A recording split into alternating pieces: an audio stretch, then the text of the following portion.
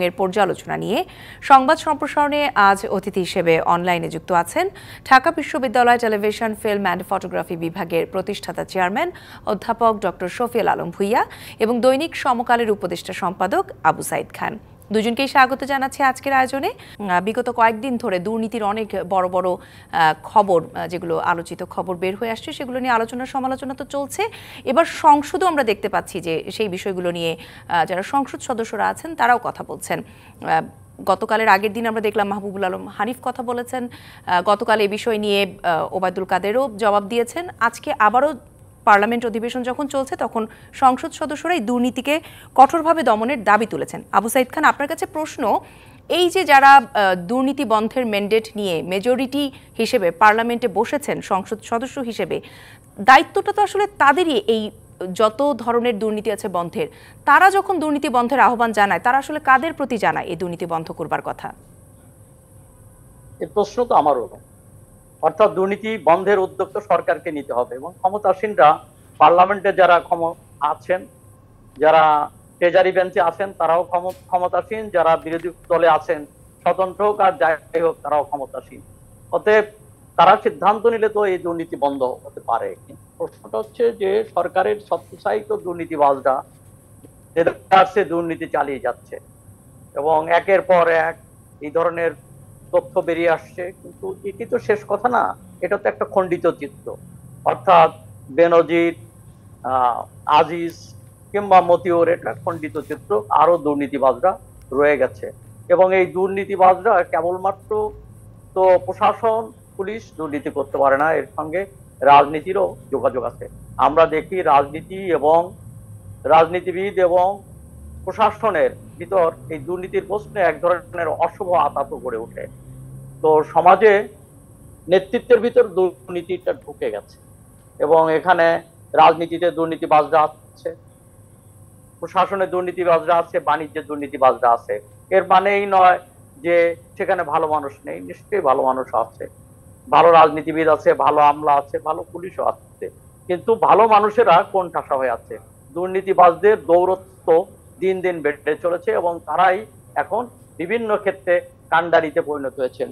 পুলিশের প্রধান, সাবেক প্রধান কিংবা সেনাবাহিনীর সাবেক প্রধান এবং অন্যান্য বড় সরকারি কর্মকর্তারা যখন তাদের এই তথ্য বেরিয়ে আসে, তখন তো আমাদের ভাবতে হয় যে আসলে সমাজটা কোথায় গিয়ে দাঁড়িয়েছে, রাষ্ট্র ব্যবস্থাটা কোথায় দাঁড়িয়েছে। এবং দুর্নীতি বিরুদ্ধে সরকার তো বারবার জিরো টলারেন্সের কথা বলছেন, এটা নতুন কথা নয়, এটা আগের নির্বাচনে ইশতেহারে ছিল, এবারের নির্বাচনে।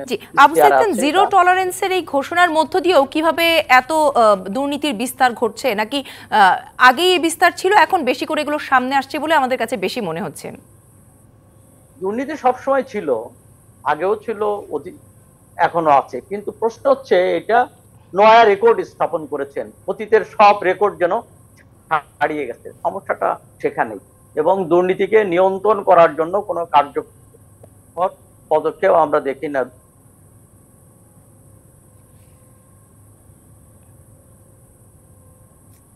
জি, জনাব আবু সাইদ খান, আমি আপনাকে শুনতে পাচ্ছি না। চারবার এসেছে, চারবারই তাকে ক্লিন ইমেজের সার্টিফিকেট দিয়ে দেওয়া হয়েছে, অর্থাৎ দুর্নীতি মুক্ত ব্যক্তি হিসাবে তাকে একদম সনদ দিয়ে দেওয়া হয়েছে। তো এইটা তো হচ্ছে, অর্থাৎ যে দুর্নীতিকে বিচার হচ্ছে না, তাদেরকে আড়াল করা হচ্ছে এবং এখনো দুর্নীতিবাজ যারা আছে তাদেরকে আড়াল করা হচ্ছে। এবং যে কারণে পুলিশের পক্ষ থেকে পুলিশ অ্যাসোসিয়েশন যে স্টেটমেন্ট দিয়েছে, সেটা মানেটা কি? মানেটা হচ্ছে যে তাদের বিরুদ্ধে, দুর্নীতিবাজদের বিরুদ্ধে কথা বললে নাকি পুলিশের ভাবমূর্তি পূর্ণ হবে।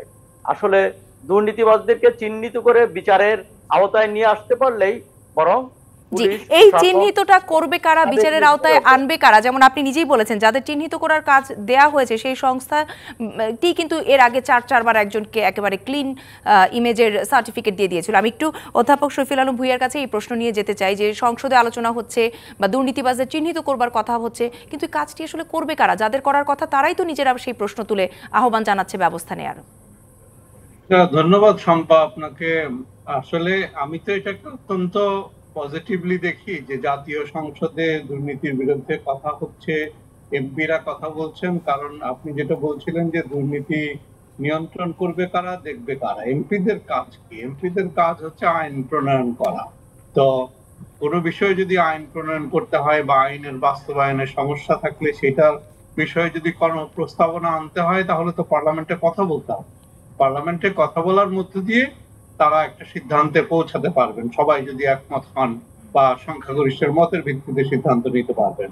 তো সেই ক্ষেত্রে আমি পার্লামেন্টে যারা আজকে ভয়েসটা রেজ করেছেন তাদেরকে আমি সাধুবাদ জানাই, গতকালকে যারা রেজ করেছেন দুর্নীতির বিরুদ্ধে। এখন এই দুর্নীতির নিয়ন্ত্রণ বা মনিটরিংটা কে করবেন, যেটা আমাদের দেখা দরকার। এই প্রতিষ্ঠানগুলোতে দুর্নীতি হচ্ছে সবই তো সরকারি প্রতিষ্ঠান। ধরেন যাদের বিরুদ্ধে দুর্নীতির অভিযোগ এসেছে, পুলিশ প্রশাসনের প্রধান ছিলেন উনি, সেনাবাহিনীর প্রধান ছিলেন একজন, তার বিরুদ্ধে অভিযোগ এসেছে।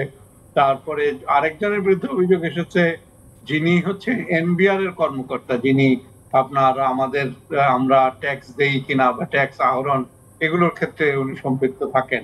তো এই যে প্রত্যেকটা প্রতিষ্ঠানেরই তো নিজেদের নিজস্ব সিস্টেম থাকার কথা, যে তার সদস্যরা যেহেতু তাদের প্রত্যেকের হাতে ক্ষমতা আছে, ক্ষমতাটা হচ্ছে দুর্নীতির ক্ষমতা, ক্ষমতাটা হচ্ছে অবৈধভাবে সম্পদ অর্জনের ক্ষমতা, বা ক্ষমতাটা হচ্ছে মানুষকে বিব্রত করার ক্ষমতা। তো এই ক্ষমতাগুলো যখন মানুষের থাকে, একটা প্রতিষ্ঠানের সদস্যদের থাকে, তো সেই ক্ষমতার যে অপব্যবহার যাতে না হয় বা কেউ যাতে সেইটার সুবিধা ভোগ করে এইভাবে আপনার অর্থে বৃত্তে ফুলে ফেপে না উঠতে পারেন, সেই জন্য প্রাতিষ্ঠানিক মেকানিজম থাকা দরকার। তো সেই মেকানিজমটা কি, যে একটা প্রতিষ্ঠানের কর্মকর্তারা কি করছেন, কিভাবে করছেন, সেগুলোর নজরদারি করা।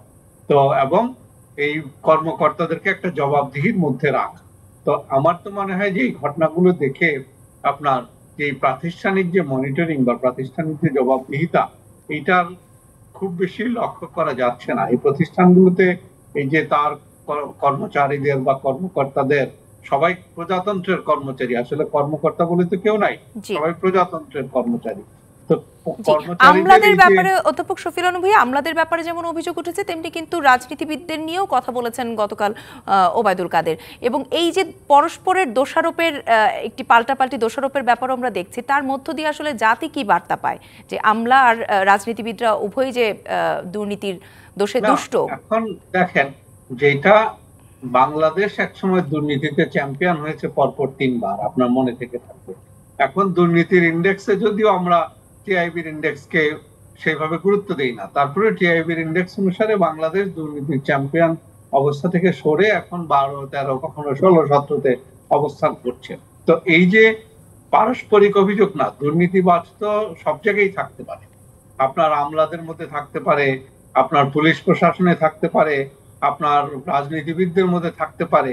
প্রশ্ন হচ্ছে যেখানেই থাকুক সেই দুর্নীতিবাজের বিরুদ্ধে ব্যবস্থাটা গ্রহণ করা। যেমন এই সাম্প্রতিক কালে আমি যে ভালো দিকটা লক্ষ্য করছি, যে এর আগে আপনি হয়তোবা এই যে এরকম পুলিশ প্রশাসনের একজন প্রধানের বিরুদ্ধে দুদক তদন্ত শুরু করেছে, এই ঘটনা তো আপনি বাংলাদেশে কখনো দেখেননি।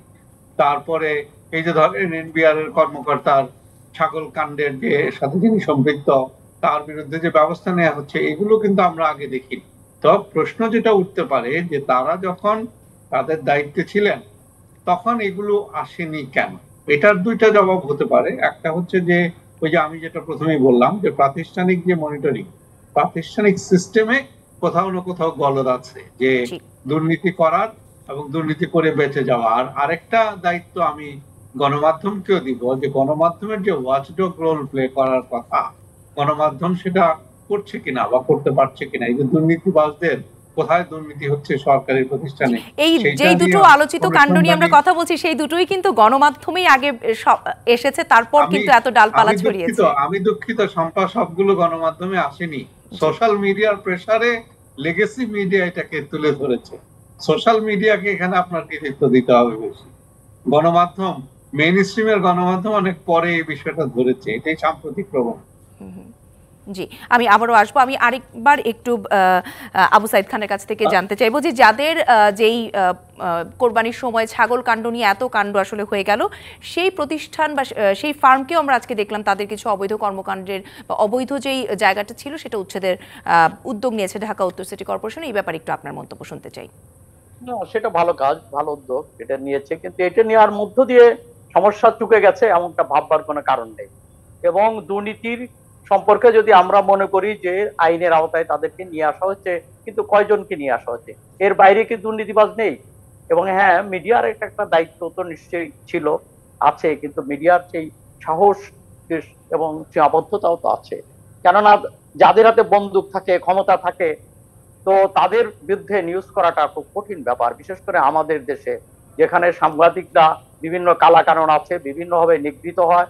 তো তখন যখন তাদের হাত থেকে বন্দুকটা সরে যায়, তারা যখন অবসরে যায়, তখন নিউজ হতে পারে। কিছু কিছু নিউজ হয়েছে, এখনো অনেকের সম্পর্কে তো অভিযোগ শোনা যায়, আকাশে বাতাসে বহুত রকম, বহু ব্যক্তির বিরুদ্ধে অভিযোগ রয়েছে, সেগুলোকে আমরা লিখতে পাচ্ছি? সেই লেখার সৎসাহসকে আমরা দেখাতে পাচ্ছি? সেটা নেই, কেন সারা দেশেই তো এক ধরনের ভয়ের সংস্কৃতি বিরাজ করছে, কালো আইনের থাবা তো কাজ করছে। তো অতএব সব কথা বলা যাবে না। এই আবার বিভিন্ন সংস্থা থেকে বিবৃতিও তো আসে। বিবৃতি আসে, এটা তো হুমকি। পুলিশের অ্যাসোসিয়েশনের যে বিবৃতি আসছে, এটা তো অলরেডি এক ধরনের হুমকি দেওয়া হয়েছে। অতএব এখানে মূল ব্যাপারটা হচ্ছে যে দুর্নীতি মুক্ত করার জন্য, সেটা হচ্ছে রাজনৈতিক অঙ্গীকার হচ্ছে প্রধান বিষয়। রাজনীতি ঠিক না হলে এগুলো ঠিক হবে না। রাজনীতি যদি জবাবদিহিতা প্রতিষ্ঠিত না হয়, পার্লামেন্ট যদি কার্যকর না হয়, শক্তিশালী বিরোধী দল, অর্থাৎ রাজনীতি যদি ভারসাম্য না থাকে, তাহলে এই দুর্নীতি কিন্তু দূর হবে না। আমি এক লাইনই বলি যে রাজনীতি অঙ্গীকারটা, সদিচ্ছাটা খুবই। জি, আমি এক লাইন এই বিষয়ে একটু অধ্যাপক শফিউল আলম ভূঁইয়া, এই উচ্ছেদ অভিযানের ব্যাপারে আপনার কোনো মন্তব্য আছে কিনা একটু শুনতে চাই। আমার বক্তব্য হচ্ছে, আমি এটা কি কোইন্সিডেন্স যে এখনই যদি তারা এই যে সাদেক আগ্রহ, তারা যদি আপনার খাল দখল করে অনেকদিন ধরেই তো কর্মকাণ্ড পরিচালনা করছে, হঠাৎ করে এখন কেন তাদেরকে ভেঙে দেওয়া হলো? তার মানে কি একটা ঘটনা ঘটতে হবে তারপরে আমরা আইন প্রয়োগ করব? যে এরকম যারা খাল দখল করে ব্যবসা বাণিজ্য পরিচালনা করছে বা বাড়ি ঘর বানিয়ে থাকছে, তাদেরকে তো যখনই তারা এই কাজটা করে তখনই উচ্ছেদ করা দরকার। তো যখন কোন একটা ঘটনা ঘটে, যখন জনরোষ তৈরি হয়, যখন সোশ্যাল মিডিয়া একটা বিষয় ভাইরাল হয়, তখন আমরা এই বিষয়ে ব্যবস্থা গ্রহণ করতে চাই। কিন্তু আইন তো প্রতিনিয়তই পালন করা দরকার। তো এটাও নিঃসন্দেহে একটা ভালো খবর, কিন্তু এটা আরো আগেই হওয়া উচিত ছিল, এবং এই ধরনের কর্মকাণ্ডে যারা সম্পৃক্ত তাদের বিরুদ্ধে প্রতিনিয়তই ব্যবস্থা নেওয়া দরকার। জি, একদম। আমি আরো আলোচনা দুজনের কাছ থেকেই শুনতে চাইবো, তবে একটি বিরতির সময় হয়েছে। নিটোল টাটা নিবেদিত সংবাদ সম্প্রসারণের সময় হয়েছে একটি বিরতির, সঙ্গেই থাকুন। বিরতির পর আবারও স্বাগত নিটোল টাটা নিবেদিত সংবাদ সম্প্রসারণের সাথে আছেন ঢাকা বিশ্ববিদ্যালয়ের টেলিভিশন, ফিল্ম অ্যান্ড ফটোগ্রাফি বিভাগের প্রতিষ্ঠাতা চেয়ারম্যান অধ্যাপক ডক্টর শফিউল আলম ভূঁইয়া এবং দৈনিক সমকালের উপদেষ্টা সম্পাদক আবু সাইদ খান। আবু সাইদ খান, বিএনপি আবারও মানে তাদের কর্মসূচি নিয়ে সামনে আসার প্রত্যয় ব্যক্ত করেছেন এবং তারা বলেছে চুপ করে ঘরে বসে আর মার খেতে রাজি না বিএনপি। তাহলে কি আমরা প্রত্যাশা করতে পারি যে সামনের দিনে আবারও তারা বড় সড়ো রাজনৈতিক কর্মকাণ্ড নিয়ে মাঠে নামতে যাচ্ছেন? আমাদের অপেক্ষায় থাকতে হবে। তবে রাজনীতি করা কিংবা মাঠে নামার অধিকার তাদের, গণতান্ত্রিক অধিকার, তারা নামতেই পারে। এবং নেত্রীর মুক্তি, গণতন্ত্রের মুক্তি, যে কোনো ইস্যুতেই তারা মাঠে নামতে পারে, এটা তাদের অধিকার রয়ে গেছে। এবং শান্তিপূর্ণভাবে, নিয়মতান্ত্রিকভাবে আন্দোলন করা, এটা আমাদেরকে সংবিধান স্বীকৃতি দেয়। অতএব তারা কি করতে পারবে না পারবে সেটা দেখবার বিষয়। কেননা তাদের দলের মধ্যে আমরা কিছু সমস্যা যেটা লক্ষ্য করেছি, সেটা নিঃসন্দেহে আমাদেরকে আশাপ্রদ করে না। দলের নির্দেশে, অর্থাৎ ঊর্ধ্বতন ব্যক্তির নির্দেশেই দলগুলোকে কমিটি ভেঙে দেওয়া হচ্ছে, নতুন বিভিন্ন জনকে বিভিন্ন দায়িত্ব বসানো হচ্ছে। তো গণতন্ত্রের সংগ্রাম করতে হলে দলকেও গণতান্ত্রিকভাবে সজ্জিত করা দরকার, গণতান্ত্রিক মূল্যবোধ এর দ্বারাই দল পরিচালনা করা দরকার। কিন্তু দল কোনো ব্যক্তির কিংবা নেতৃত্ব কিংবা একক ব্যক্তির ইচ্ছায় যদি দল পরিচালিত হয়, তো সেই দলের পক্ষে গণতন্ত্রে লড়াই করা কতটুকু সম্ভব সে প্রশ্ন কিন্তু এসেই যায়। অতএব গণতন্ত্রের চর্চাটা দলের ভিতর হওয়া দরকার। এই কথা বিএনপি, আওয়ামী লীগ সব দলের জন্য সত্য। আমরা এখন দেখি যে গণতন্ত্রের কথা সবাই বলে, কিন্তু কোনো দলেই, সরকারি দল বলুন আর বিরোধী দল বলুন, সেখানে গণতন্ত্রের চর্চা হয় না। কমিটি নেতা নেত্রীরা ঠিক করে দেয় এবং দায়িত্ব দেয়। আগে বিভিন্ন জায়গা, সব ক্ষেত্রেই সম্মেলন হতো, সম্মেলনে কমিটি তৈরি হতো, কিন্তু এখন আর সম্মেলনের দরকার হয় না। তো এখন একক ব্যক্তি কিংবা ওই জেলাগুলোতেও একক নেতা, বিভিন্ন জায়গায় একক নেতা এবং বড় জোর কতগুলো পরিবারের হাতে রাজনীতিটা চলে গেছে। গণতন্ত্রের জায়গাটা ক্রমেই সংকুচিত হয়ে পড়েছে দলের ভিতর এবং দলের বাইরে। এটা তারা এবং বিএনপি এবং তাদের সমমনা দলের যেই সাংগঠনিক জায়গাগুলোর কথা বলছিলেন, এই অবস্থা নিয়ে আসলে সরকার পতনের হুঙ্কার দেওয়ার মতো অবস্থায় আছে কিনা? তারা হুঙ্কার দিতে পারে, কিন্তু সেটা সম্ভব কিনা এটা হচ্ছে বিষয়। হুঙ্কার দেওয়ার অধিকার তাদের আছে, যে কেউ তার হুঙ্কার দিতে পারে। তবে সেটা করতে হলে বিএনপিকে আরো সুসংগঠিত হওয়া দরকার, সুসজ্জিত হওয়া দরকার, যদি সরকারের সঙ্গে মোকাবেলা করতে হয়। জি, আমি এই একই বিষয়ে অধ্যাপক শফিউল আলম ভূঁইয়া আপনার কাছেও জানতে চাই যে বিএনপি কি আবারও তাহলে যে কর্মসূচি নতুন উদ্যমের কথা বলছে, তাতে করে রাজনীতির মাঠে আবারও সরব উপস্থিতি হবে কিনা? জি, আমি শুনতে পাচ্ছি না আপনাকে। বিএনপি তো রাজপথের বিরোধী দল হিসেবে তারা বিভিন্ন দাবি নিয়ে রাজপথে নামবে, সরকারের বিরোধিতা করবে বা রাজপথে সরব হবে, এটা খুবই স্বাভাবিক। কিন্তু এবার তারা যে বিষয়ে সরব হতে চাচ্ছে সেই বিষয়ে তারা কতটুকু সফল হবে সেই প্রশ্ন আগেই উত্থাপন করা যায়। কেন তারা খালেদা জিয়ার মুক্তি চাচ্ছেন? খালেদা জিয়া তো বিচারে সাজাপ্রাপ্ত একজন ব্যক্তি, যাকে সরকার বিশেষ ক্ষমতা বলে তার সাজা স্থগিত করে তার বয়সের কারণে বাড়িতে বসে ট্রিটমেন্ট নেওয়ার সুযোগ তৈরি করে দিয়েছে। তো এরকম একজন ব্যক্তিকে যদি মুক্ত করতে হয় তাহলে জনগণকে সম্পৃক্ত করে আন্দোলন করতে হবে। তো জনগণ তাদের এই ডাকে সাড়া দেবে কিনা এই প্রশ্নটিও কিন্তু সামনে চলে আসে। কারণ জনগণ কিন্তু প্রশ্ন করতে পারে যে আমাদের ইস্যু নিয়ে বিএনপি যতটা না আগ্রহী, বিএনপি আগ্রহী হচ্ছে তাদের নেতা নেত্রীদের মুক্তি, সেই বিষয়গুলো নিয়ে এই প্রশ্নটা সাধারণ জনগণের মনে আসতে পারে। দ্বিতীয় যে প্রশ্ন সেটা হচ্ছে, যেটা সাইদ ভাই একটু ইঙ্গিত করলেন, সেটা হলো যে বিএনপির দলের নেতৃত্বের যে সমস্যা। কারণ বিএনপির মধ্যে এক ধরনের টানাপোড়েন চলছে যে বিলেত থেকে বিএনপির সুতা নাড়া হয়, আর যারা এখানে রাজপথে আন্দোলন সংগ্রাম করেন তারা কিন্তু সিদ্ধান্ত নিতে পারেন না। এই যে বিলেত এবং ঢাকার যে টানাহেঁচড়া, যে টানাপোড়েন, এর কারণে বিএনপি সাংগঠনিক ভাবে বেশ দুর্বল অবস্থায় আছে। তো এখন সেই জায়গা থেকে বেরিয়ে আসার একটা কৌশল হতে পারে যে নেত্রীর মুক্তি আন্দোলন, এটাকে কেন্দ্র করে দলকে সুসংহত করা। কিন্তু তাতে জনগণের কল্যাণ কতটা সাধিত হবে বা জনগণ এটাতে কতটা সম্পৃক্ত হবে এটা আমাদেরকে অপেক্ষা করতে হবে। এই ইস্যুতে আন্দোলন তো অনেক বছর ধরে, অনেক দিন ধরেই হচ্ছে। নতুনত্ব কি থাকতে পারে যেটি দিয়ে দলকে যেটি উজ্জীবিত আবার নতুন ভাবে করা যাবে বা যায়? সেই কারণেই তো শম্পা আমি প্রশ্নটা তুললাম। এই আন্দোলন বিএনপি অনেকবার ডেকেছে কিন্তু জনগণের কাছ থেকে সাড়া আসেনি। দলকে সুসংহত করার কৌশল হতে পারে এই কারণে যে অন্তত বিএনপির সকল ফ্র্যাকশনের তো বেগম খালেদা জিয়ার প্রতি একটা আনুগত্য বা নৈকট্য বা আছে বলে ধারণা করা হয়। তো ওনার মুক্তিকে কেন্দ্র করে যদি আন্দোলনে যায়, অন্তত বিএনপির যে বিবদমান পক্ষগুলো, সেই পক্ষগুলো একত্রিত হতে পারে কিনা এই চিন্তা করে একটা কৌশল হতে পারে। কারণ আপনি যেটা বললেন এটা অনেক পুরনো কৌশল, পুরনো দাবি। অনেকবার বিএনপি এটা নিয়ে রাজপথে নেমেছে কিন্তু জনগণ সম্পৃক্ত হয়নি, জনগণ সাড়া দেয়। তো এবারও দেখবার বিষয় যে এবারও জনগণ সাড়া দেয় কিনা, জনগণের কাছ থেকে কোন ধরনের রেসপন্স আসে সেটা আমাদেরকে সময়ই বলবে। জি, আমি আরেকটি বিরতিতে যাই, ফিরে এসে আবারও আলোচনা হবে। নিটোল টাটা নিবেদিত সংবাদ সম্প্রসারণের সময় হয়েছে আরও একটি বিরতির, সঙ্গেই থাকুন।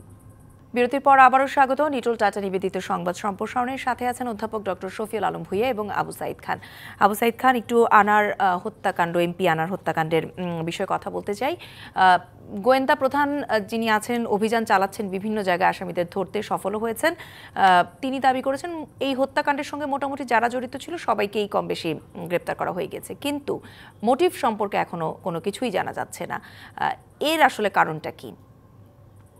আসলে মোটিভটাই তো গুরুত্বপূর্ণ, যে কেন এই হত্যাকাণ্ডটা ঘটলো, এর পিছনে কি রাজনীতি ছিল কিংবা অর্থনীতি, এবং যেটা এসছে আমি জানি না, যে সেটা হলো যে চোরাচালানের টাকা ভাগাভাগির প্রশ্ন ইত্যাদি নিয়ে যে বিষয়টা এসছে, আমি জানি না যে এই আসল রহস্য এটা অনুদ্ঘাটিত থেকে যাবে কিনা। এবং এই রহস্যর সঙ্গে যে তার সঙ্গে যে চোরা কারবারিদের এবং আন্ডারওয়ার্ল্ড যে নেটওয়ার্ক গড়ে উঠেছিল তার সঙ্গে যে যোগাযোগ, এটা বিভিন্ন সময় পত্রপত্রিকা ছাপাও হয়েছে। এবং তারপরেও এই ধরনের একজন ব্যক্তিকে পরপর 3বার মনোনয়ন দেওয়া হয়েছিল এবং তিনি নির্বাচিত হয়েছিলেন। তো ঘটনাক্রমে আমরা যেটা দেখি যে বিভিন্ন হত্যাকাণ্ডে ক্যারিয়ার যারা বাহক তাদেরকে চিহ্নিত করে সাজা হয়েছে, কিন্তু আসল রহস্য ধামাচাপা পড়ে থাকে। এবং সেই কারণে রহস্য বা মোটিভ উদ্ঘাটন করা যাচ্ছে না বলেও কি অনেক আসলে জল্পনা কল্পনা প্রশ্ন বা মৃত্যুটাও নিশ্চিত করা গিয়েছে কিনা? হ্যাঁ, সেটা হলো, কিন্তু রহস্য যে ঠিক আছে, হ্যাঁ মৃত্যুটাকে নিশ্চিত করা কিংবা মৃত্যুর জন্য কারা দায়ী, কারা হত্যা করেছে, এই ধরনের ঘটনা বিচার হয়তো বা হতে পারে, কিন্তু এর পিছনে যে রহস্যটা রয়ে গেছে, সেই মোটিভটা রয়ে গেছে, সেইটা হচ্ছে আমার কাছে গুরুত্বপূর্ণ। এবং এইটা উদ্ধার করতে না পারলে কিংবা এটা উদ্ধার করার ক্ষেত্রে যদি নির্বিকার থাকে প্রশাসন, পুলিশ, গোয়েন্দা সংস্থা নির্বিকার থাকে, বিভিন্ন সময় নির্বিকারও থাকা হয়। যেমন ধরুন যে প্রসঙ্গক্রমে আমি বলি যে বঙ্গবন্ধু হত্যাকাণ্ডের বিচার হয়েছে, যারা যারা জড়িত ছিল। জি, আপনাকে শুনতে পাচ্ছি না। জি, যে চক্রান্ত ষড়যন্ত্র ছিল, আন্তর্জাতিক কোন কোন শক্তি জড়িত ছিল, সেগুলো কিন্তু এখনো অনুদ্ঘাটিত রয়ে গেছে। তো আমরা প্রত্যেকটা হত্যাকাণ্ডের পিছনে যে রহস্যটা থাকে, যে উদ্দেশ্যটা থাকে, সেগুলো আমার মনে হয় চিহ্নিত হওয়াটা খুবই গুরুত্বপূর্ণ। এবং এই রহস্য উদ্ঘাটন না করলে সমাজ থেকে এই ধরনের অপরাধ প্রবণতা দূর হবে না। হয়তো এই নতুন মানে এই যে ক্যারিয়ারদের বিচার হবে, অর্থাৎ হুকুমের দাসদের বিচার হবে, তো দাসদের বিচার না, দাসের পিছনে, এই হুকুমের দাসের পিছন, যারা হুকুম তামিল করছে তাদের পিছনে যারা কলকাঠি নেড়েছে, মাস্টার মাইন্ড, তাদেরকে খুঁজে পাওয়াটাই গুরুত্বপূর্ণ। জি, এই একই বিষয়ে অধ্যাপক শফিউল আলম ভূঁইয়া, আপনার কাছেও জানতে চাই যে মোটিভটা এখনো কেন আমরা আসলে জানতে পারছি না, বা উদ্ঘাটন হতে এত কেন দেরি লাগছে? এটাও তো আমার কাছেও একটা প্রশ্ন। তবে যে কোনো হত্যাকাণ্ডেরই তো মোটিভ খুঁজে বের করাটা খুব কঠিন কাজ, কিন্তু এক্ষেত্রে ডিবি প্রধান যেটা দাবি করলেন যে এই হত্যাকাণ্ডের সাথে যাদের নাম জড়িত তাদের প্রত্যেককে প্রায় গ্রেফতার করা হয়েছে। যদি তাই করা হয়ে থাকে তাহলে আসামিরা কি জবানবন্দি দেয়নি বা তাদের কাছ থেকে কি কোনো তথ্য পাওয়া যায়নি? এই প্রশ্নটা সামনে আসে যে তাহলে যারা গ্রেফতার হয়েছে তাদের কাছ থেকে তো তথ্য পাওয়ার কথা, কেন পাওয়া যাচ্ছে না?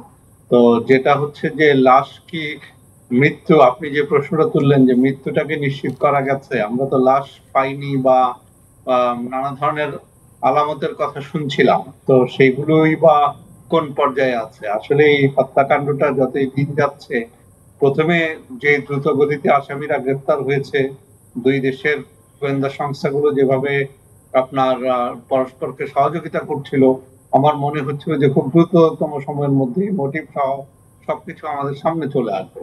কিন্তু এখনো পর্যন্ত যেহেতু মোটিভ পরিষ্কার হচ্ছে না, বা এখনো পর্যন্ত মরদেহেরও কোনো কোনো আলামত আমরা সেইভাবে চিহ্নিত করে ডিএনএ টেস্ট করে নিশ্চিত করতে পেরেছি বলে আমি অন্তত জানি না।